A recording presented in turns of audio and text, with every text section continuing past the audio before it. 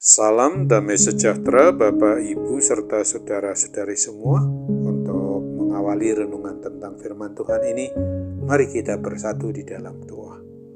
Tuhan Allah Bapa di sorga yang melebihi segala akal, hati, pikiran, dan perasaan kami umat manusia, berfirmanlah kepada kami sebab kami bersedia untuk mendengar, dan atas pertolongan Roh Kudus mampukan kami agar boleh melaksanakan firman-Mu itu dalam hidup kami sehari-hari.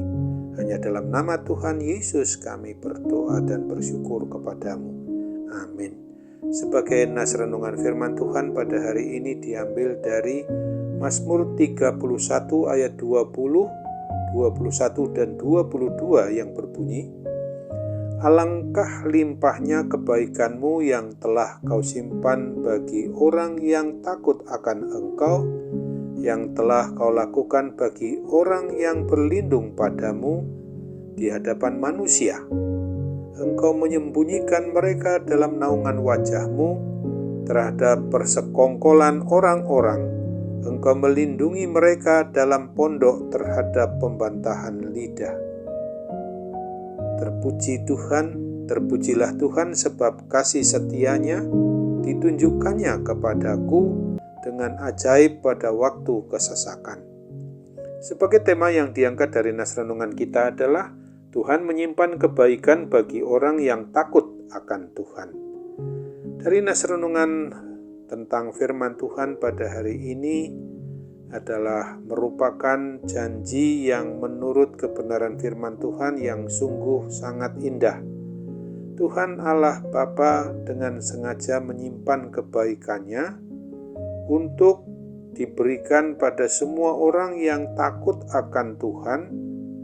Bagi orang yang hidupnya takut akan Tuhan itu berarti bagi setiap pribadi orang yang selalu taat setia untuk beribadah kepadanya sebagai satu-satunya Allah yang disembah, dipuji, dan dimuliakannya. Meskipun mereka ini tidak meminta, tetapi sesungguhnya Tuhan Allah sudah menyimpan dan akan memberikan kebaikan-Nya atau berkat-berkat-Nya berkelimpahan secara ajaib pada diri mereka ini. Bahkan Tuhan akan selalu melindungi mereka ini dari tangan orang jahat dan dalam masa kesesakan yang mereka alami. Kita tahu janji Tuhan pasti akan ditepatinya. Namun, mengapa masih ada banyak umat milik Tuhan, umat ciptaan yang dipeliharakan karena memang Tuhan sang pemilik atas hidup dan mati umat-Nya yang selalu tidak mau taat dan setia di dalam melaksanakan ibadah penyembahan pujian mereka itu kepada Tuhan.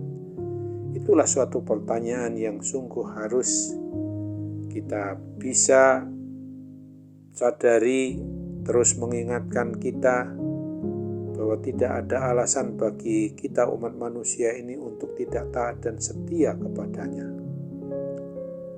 Masih sangat banyak sekali umat manusia yang dalam perilaku hidup di dalam penyembahannya malah cenderung meninggalkan Tuhan dengan mencari ilah-ilah lain di luar Tuhan Allah yang hidup, yang hanya benda mati saja, yang dipikirkannya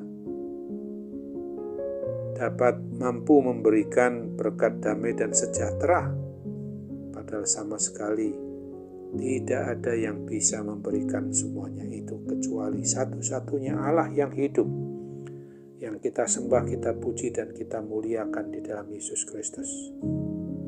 Jelas dari nas renungan firman Tuhan ini, kita diajak untuk sungguh-sungguh mau diajari menurut kebenaran firman Tuhan oleh pertolongan Roh Kudus, supaya kita orang yang sebagai pribadi sudah mengaku beriman percaya kepada Kristus ini, agar selalu mengandalkan kuat kuasa, pertolongan, dan bimbingan Roh Kudus karena hanya Dialah yang bisa dan dapat menguatkan dan meneguhkan iman percaya kita ini hanya kepada Kristus Tuhan dan Juru Selamat umat manusia saja, di mana Dia selalu mengarahkan hati, akal, dan pikiran kita untuk menyatakan hidup sehari-hari dengan takut akan Tuhan sampai pada akhir hayat kita kelak. Hendaknya kita juga selalu mau berlindung dalam naungan kasih Tuhan seumur hidup kita ini. Untuk itu ingatlah Mazmur 27 ayat 13 dan ayat 14 ini. Sesungguhnya aku percaya akan melihat kebaikan Tuhan di negeri orang-orang yang hidup. Nantikanlah Tuhan, kuatkanlah dan teguhkanlah hatimu. Ya, nantikanlah Tuhan. Amin. Mari kita kembali bersatu dalam doa. Tuhan Allah Bapa di surga, terima kasih untuk kebenaran firman-Mu yang sudah mengingatkan kami. Kami harus sungguh sadari Bapa, bahwa Tuhan Allah Bapa di surga itu menyimpan kebaikan bagi orang-orang yang sungguh-sungguh mau takut akan Tuhan, yang tidak akan pernah Engkau tinggalkan diri kami. Senantiasa harus kami sembah, kami puji, dan kami muliakan di dalam pertolongan Roh Kudus yang sungguh kami sadari senantiasa ada dalam kehidupan kami, umat-Mu, ciptaan-Mu yang Kau senantiasa pelihara, yang tidak pernah Kau tinggalkan, dan Kau-lah sang pemilik atas hidup dan mati kami, ya Bapa. Kami sungguh bersyukur, berterima kasih kepada Engkau Tuhan dan Allah kami. Di saat ini tentu ada kuasa sakit penyakit apapun bentuknya, baik sakit penyakit jasmani terlebih penyakit rohani. Kiranya Tuhan pulihkan dan sembuhkan kami. Kami bermohon dalam segala kerendahan hati kami kepadamu, karena jadilah kehendak-Mu yang harus kami selalu utamakan. Dalam nama Tuhan Yesus saja kami mohon kepadamu. Amin.